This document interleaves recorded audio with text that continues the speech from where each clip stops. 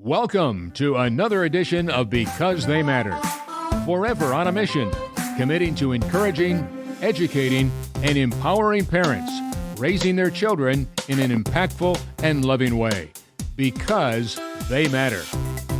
Now let's welcome our co-hosts, former single-parent mom and founder of Single Parent Advocate in Dallas, Texas, Stacy Martin.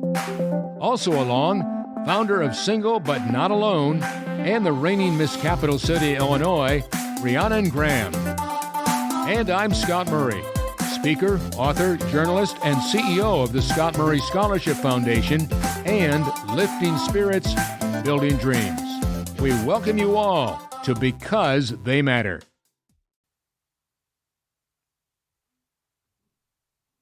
Hello again, everybody. Great to have you along for yet another edition of Because They Matter.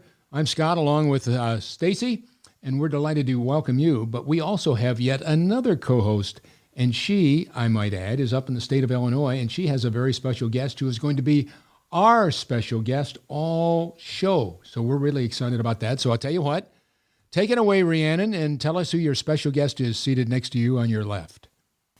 Well, I am ecstatic to have my mother join us today.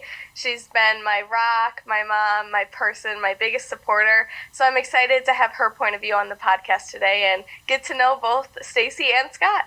Fantastic. Fantastic. And of course, for those that might be joining us for the first time, we're talking about single parents, single parent children, single parents themselves. So whether you're a parent of a single parent family or whether you're a child in a single parent family, what it's like, what you endured, and what you've had to go through, and the positives, the negatives, and the things that we all want to help just make be positive and productive in a purposeful way moving forward, right? Right. Right. And we also would be remiss if we didn't also wave your flag so you can tell the world out there who you are in the state of Illinois, because I am most impressed. Yes, so my name is Rhiannon Graham, and I'm the current Miss Capital City here in Illinois for the Miss America organization. And through the Miss America organization, each girl has a platform that they're passionate on and advocate through. Mine is Single But Not Alone, advocating for single-parent families, which was established about 4 years ago due to the struggles my mom and I went through when she became a single parent when I was only 4 years old.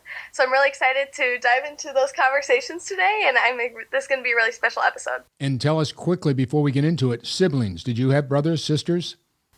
No, so I'm an only child, so it's just been us for a long time. Okay, that's good. That's great. All right, well, do you want to get us going? Or would you like to ask the first question to your mom, or how do you want to start? Yes, I would love to. I can start with the first question. Go for it. Start off simple. Do you just want to tell us a little bit about yourself, what you do for work, different things of that nature? Great. Yes, I'm Cindy. I'm Rhiannon's mom, as she said. I've been a single parent for 19 years, and the struggle is real. I currently work, and I have for many years, for the government. I work for their child youth program services, so I also work with children, and I have pretty much most of my life. And to make ends meet, I've worked 2 jobs most of my life, so I also bartend. I'm also a bartender. It's a strange mix, but it's worked. It's worked for us. Now, what kind of bar is it? It's a low-key one. It's a low-key. I don't want to put out advertising for anybody, but actually it's a moose club. So good people. Very good. Very good. Wow. Well, if I'll jump in here just for a second, and Rhiannon, please, you're running the show here, so you jump in at any time. But Stace and I'll just drop in here occasionally. I just wondered, being a single mom, and as you look back, you said 19 years. What were the 3 toughest things that you had to endure as a single mom? 3 toughest things. I get emotional. Finances has always been the top one. Because when you are running a household, most people, 2 can live cheaper than 1. When you're one person running a household and paying for everything, you got to cut so many corners and get so creative. It's an ongoing stress. So that would be the main one. The second one was just concerns that am I going to be able to provide everything for my child? Am I going to have a well-rounded child? She's got an absent father for the most part. Is that going to hurt her in the future? Just always concerned about her well-being and where she was going to end up in the world. So I'd have to say that would be number 2. Oh, geez, number 3. I would say maybe time management. Yeah, time management. Time management, because as a single parent, you are the everything. You're the chauffeur, you're the room mom. I was the pageant mom, the sports mom. Very connected, doing, the gardener outside. There's no job that's not your job when you're a single parent. And I think on top of that, it's important to note, too, that she worked jobs that surrounded my schedule. I was really blessed with a great mom who put me first as a single parent, and my school that I went to didn't have busing. So my mom was working late hours of the night and then getting up early to take me to school so she could be available, and then actually even worked at the school as was recess. At recess sometimes just to make a little extra money so she could be on my schedule to be a parent. Yeah, that's how bartending really fit in. Was I had quit my job working with children at the time when I got married, because we had agreed that we weren't going to send our child to childcare. We would raise our child. And I was determined to raise my child, because many years I worked raising other people's children, so to speak, and I was determined I wanted to raise and enjoy my own. So I went back to bartending, and I would do it during the week at night. Therefore, Rhiannon would sleep, and I wouldn't be absent, which took a toll on me a lot, because I would work, come home, sleep a couple of hours. Of course, she had a sitter. But I would sleep for a couple hours. I would get up, get her breakfast, get her lunch, get her off to school, because we didn't have a busing system here where we live. And then I would go back home and go to sleep for a couple more hours. And then I would take a shower and get up and be that well put together mom to pick her up. But this, as you know, that can be a really long, stressful life to, do what you got to do what you got to do to make it work. Well, I really applaud you for what you just... Yeah, I know. If she's Miss Illinois, what would you be? Mom of the Year? Tired. Mom Illinois. Mom Illinois, okay. Yeah. Mama Illinois. Yes, we're hoping. She's been working hard. Oh, we know she's got this in the bag. Well, let me ask you this then. The 3 things you cherish most about being the mom of her is what comes to mind? What makes her special? What are you proudest of when you see all the things that she's done? And a lot of it's because of you. Certainly, it's most obvious, even in the short time that we've met here. What is it you cherish most about her? 3 things that come to mind. One is she has a heart of gold. She always loves the underdog. You're gonna make me cry. She even when she was little, we'd pass by, less fortunate people and stuff, and she paid attention. I can't tell you how many times we would be like at a McDonald's or something. She'd get emotional, and we would notice people counting change. And mind you, we didn't have a whole lot more than that ourselves. But she would want to help, and we would help to the extent we could. So I'd have to say, since a little girl, she's always been a giver.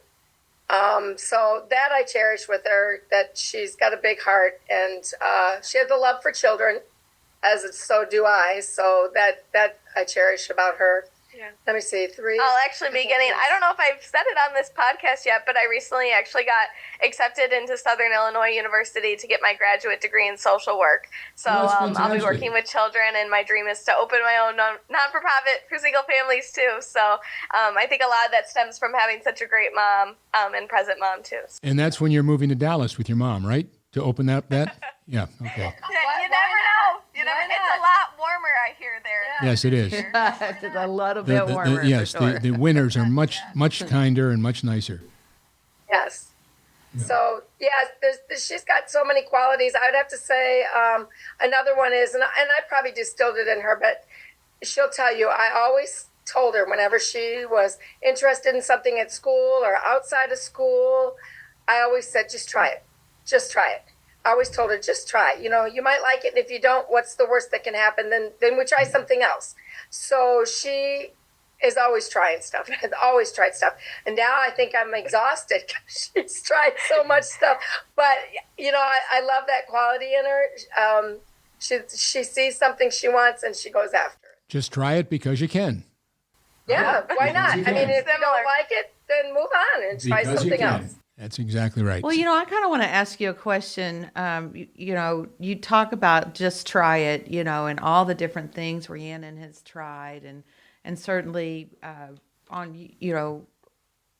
your perspective, I recall as a single mom, my son was in soccer. He did soccer, he did acting, he did music, he had friends and different activities that they all did, and there were a lot of times I couldn't pay, for him to go to camp with his friends or to go do any. And I had a great career, but of course, life is expensive, especially on a single income when you don't have, the other parent really playing a part. And I hear you talk about that.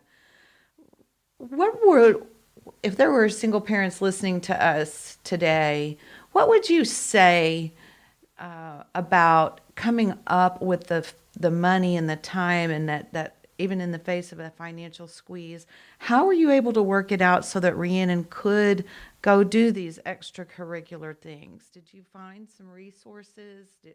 How did that work out? On a prayer. Always on a prayer. That. Obviously. Yeah. It just always worked out. A lot of them that we got involved in was through the school. So luckily that was minimal expenses. Her father wasn't very active in her life. He did, I could get him to contribute here and there for extra activities. From court. We went to court, and, that's a whole nother chapter. Oh my gosh, the things I could tell you. But anyways, he made quite a bit of money. He was not hurting. So he would contribute a certain amount to sports and different stuff, and we would just have to get creative and stretch it. And I would add to it, and we would find, like with pageants, which isn't a sport, but that was huge in her life. Since she was 3, we would network. I would network with the other moms, and we'd see a pretty dress, and we knew the girl is growing out of it. And I would reach out and say, oh, if you want to get rid of that dress, we'd be interested. And we were just always keeping our eyes open. I would go to garage sales or dress sales that they would have, and I would think ahead, buy a size bigger. If I found a good deal, I would just buy something bigger and hold on to it, and just always thinking ahead.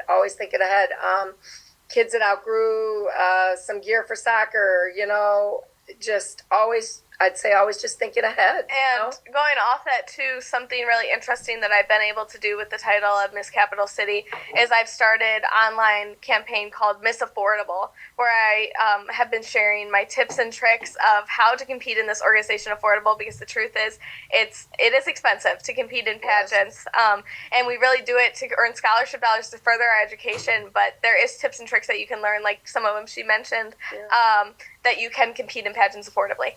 Yeah, I remember gluing rhinestones on things till my fingers stuck together. I think I went to work with rhinestones stuck on my pants. You just start learning that the things you can do that you didn't even know you could do, because as she got farther in pageants, it got, unfortunately, steeper prices and steeper competition, and, you had to be more precise with your stuff, too. So, and with the sports, we just networked and made it work. I remember when you were a preteen, you needed a costume for her baton, and I was like, God, I can't even afford it. I don't even know. And we went looking at some thrift stores, and there it was. I took it home, cleaned it, stoned it, and she was. And it was wore on the Miss Illinois stage. It was wore on the Miss Illinois stage, and nobody ever knew it. Mm-hmm. Yeah, and actually my talent costume this year for Miss Illinois in June, too, is, I like to say it's a DIY piece. We ordered the bodysuit. We're going to rhinestone ourselves instead of paying for a couture piece that could be for thousands of dollars, and you would never know the difference because we've just learned those tips and tricks along the way.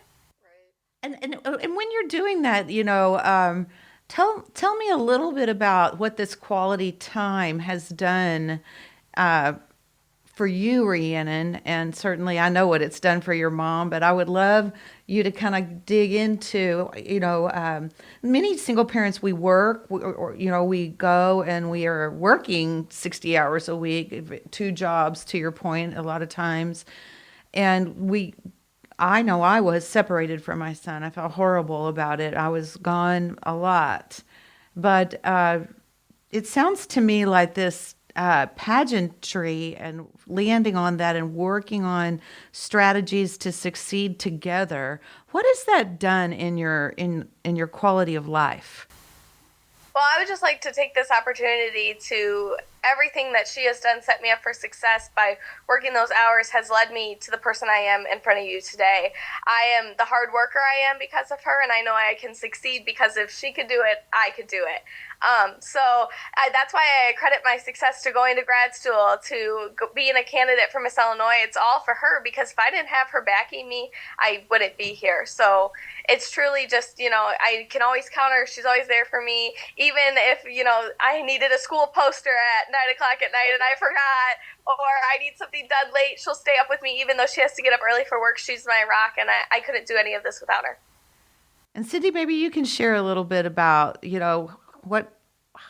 how does your heart feel when you get to really benefit by spending this kind of time with Rhiannon? It's been great because, it's the two of us, which, it's great because we're a team. But it's a little bittersweet because it's, I don't want to say lonely, but we lack family. You know what I mean? It's the two of us and always a dog. The two of us and a dog. And we make it work. You know what I mean? So we have a strong relationship. But I don't know. But it's hard. There's room for more. There's room for more. Yeah. So one day I hope to get married and have my own family, and I know you would love to get remarried one day too. But I know at the end of the day we can always count on each other and the dog. Yeah, I was going to say that. Do you want to be married someday soon, Rhiannon? And then what about your mom? I have no idea what's going on in her life now, but if you got married, Rhiannon, she could become a grandmother, and and I just became a grandfather 8 months ago, first time, and for somebody that wanted to be a pediatrician, that went to college to become a pediatrician, just to my gosh, that's my grandson. So it's a very exciting time. So, many years down the road still. Right now I'm focused on okay. grad school, getting my degree in social work. Understand. Miss Illinois. No. Many years down the road, but yes, one day I'm hoping that she'll become a grandma, not a glamma to a dog. Yeah. Well, that's what I wondered, because a lot of people today don't want to be married and have children. As far as I go, no regrets, because my main goal in life was to raise my daughter and give her the best life I could, and I would never change a thing. But I do think as a result of being a single parent, put my life on a back burner for many, many, many years.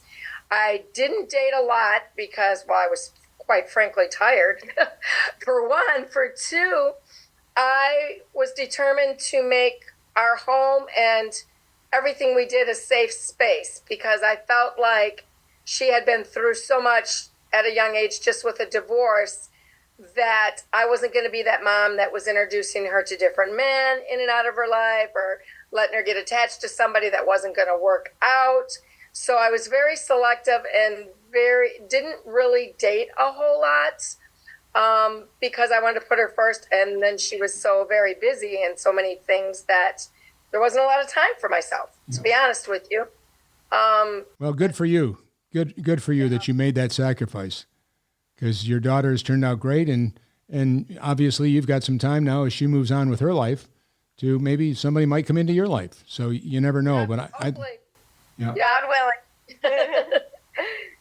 So I'm curious, just to ask you, what is it like to see me advocate for single parents on the state and national level, and have these partnerships, and just kind of have taken this on as my passion in life and as a future social worker? Well, of course it makes me proud, and I get teary-eyed every time there's an event that she's, advocating for her impact initiative. And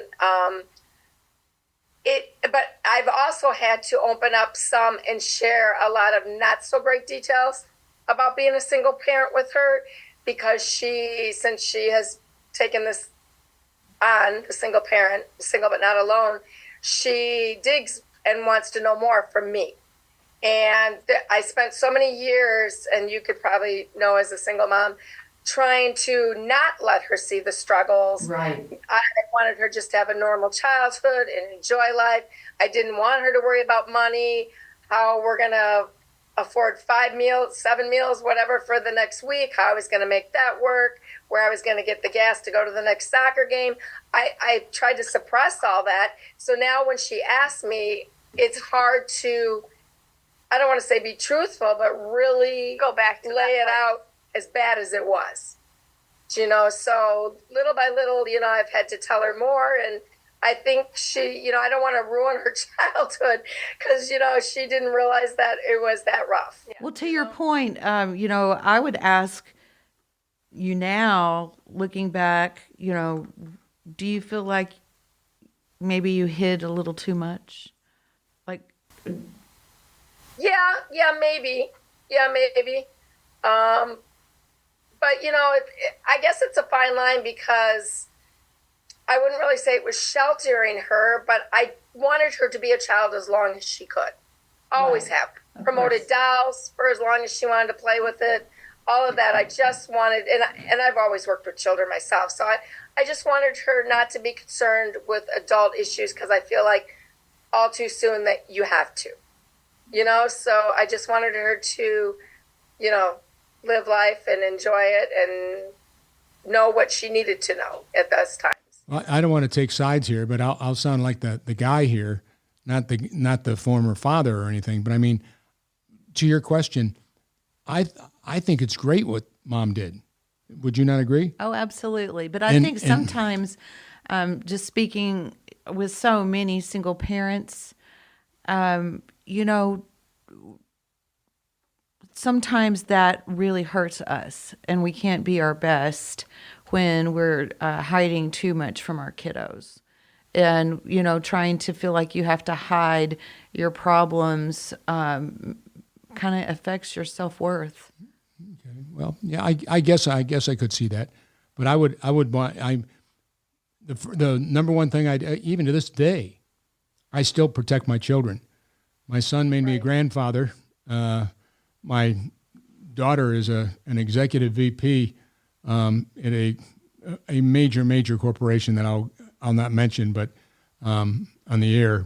But it's one of the biggest corporations in the country, and so I'm very proud of her. But she's such a workaholic; she hasn't had time to get married or. But I know the day will come. But I even to this day protect my daughter or defend as best I can. I don't know if that other grandfathers or other people my age do that, but I'll always be concerned about and of course now I work with my son. I've worked with my son the last 15 plus years. It just he's my business partner. I remember when we won our Emmy for the documentary we went to Normandy with. They told us if you're called, you get 20 seconds to say your thank you. You know how the Emmys go at night; everybody talks forever, and they're come on, and the music starts playing. So when they called our name, his mother burst into tears, and so we got up, and he said, "Dad, you want to hold the Emmy up there on the stage? They have one up there for everybody to hold, or do you want to say the words?" I said, "It's up to you." He said, "You talk. I'll hold the Emmy." I said, "All right." Well, I got up there and I just said, "I want to thank the Academy." I guess that's what you're supposed to do here as we kick it off. Certainly thank the Academy for this incredible award, something I remember as a kid growing up. And many of my friends from NBC are here in front of me. It's great to see many of my former working mates. But I said, the guy I really want to thank is this guy to my right, who was the photographer for all that we did. He shot all this incredible video and then he also happens to be my business partner because we have a television production company together. But I said the most important thing is he also happens to be my son. Well, the audience just, some people stood up and they started clapping. but I mean, you could hear just blown away how emotional it was. And so that's, that to this day, I still, he's my business partner, but he's my son first and always will be. So I see, Well said. yeah, that's, I watch over both of them to this day. And with that being said, what is your biggest advice after being a single parent for almost 20 years? What's your biggest advice to the single parents or single moms who may be listening? Oh, that's a great question. Great question. Yeah, first and foremost, I feel any sacrifice you make for your child, you will never regret. Yep, Okay, agreed. you put child point. first and foremost, any sacrifice you make, you'll never regret. I'd have to say I would give that, and don't give up. Every day is a new day, and you don't know what it brings. On Stacy's episode, we touched a little bit about taking it day by day. She said she had Stacy yesterday, Stacy today, and Stacy tomorrow. Can you kind of, reside with that you feel the same? Yeah. There's many days that I just would go to sleep and think, oh, how am I going to keep going, keep doing this, day after day. And, for your children, for your child, it was my motivation. And I wanted her, and most people do, to have a better life than I had. There you go. That was my drive. I wanted her to have a better life than me. And I didn't want her to suffer for the failed marriage or for any decisions I had made. Right. I was determined that was not going to be carried upon her, And I'd have to say on that note, a little off topic, but that was one of the things that drove me to get the divorce, to get out, was it was alcohol abuse, and it started becoming verbal. And I told myself, Cindy, if you stay in this marriage, you are teaching your daughter that this is the way a man should treat a woman, and this is how life should be. Well said. So I was determined that no matter what it took, we were going to make it. We had to get out because I didn't want my child growing up and being a statistic, you know what I mean? And being mistreated and all of those things. I wanted better for her, and we set out to do it. Good for you. Well, your commitment to motherhood is amazing. There's single dads out there that are kind of in a same boat. They play mom and dad as well. And that's what was the case in my life sometimes, And I was blessed with an incredible stepmom. So I had my biological mom for 20 years, and then I have a stepmom who is an amazing force to be reckoned with on any day. She's just amazing. And on top of that, too, there's also grandparents, which I think a lot of people, when you think single parent, you think mom and dad, but there is many grandparents out there that are raising their grandchildren, too, that you can alone.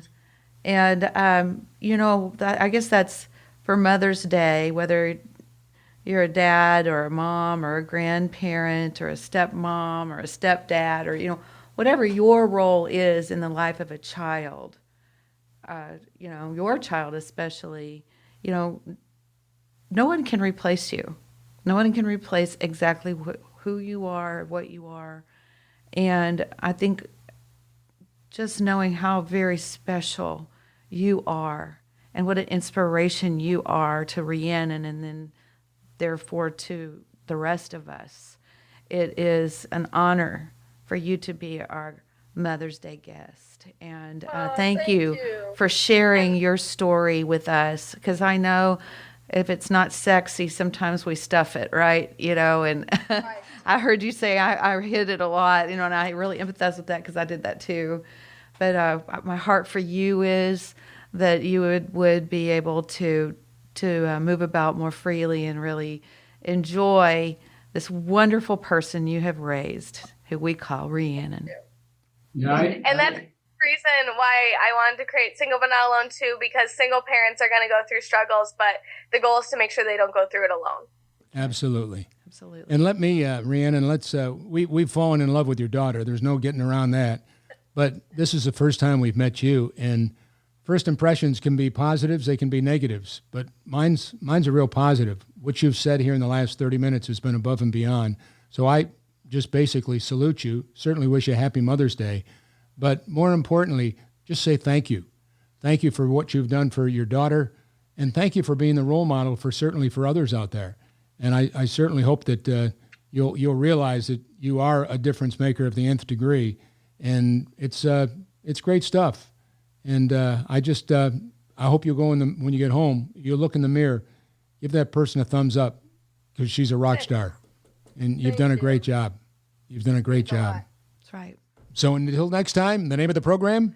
Because they matter. You got it. Everybody does. So don't forget, you can get it done because you can. Stay well.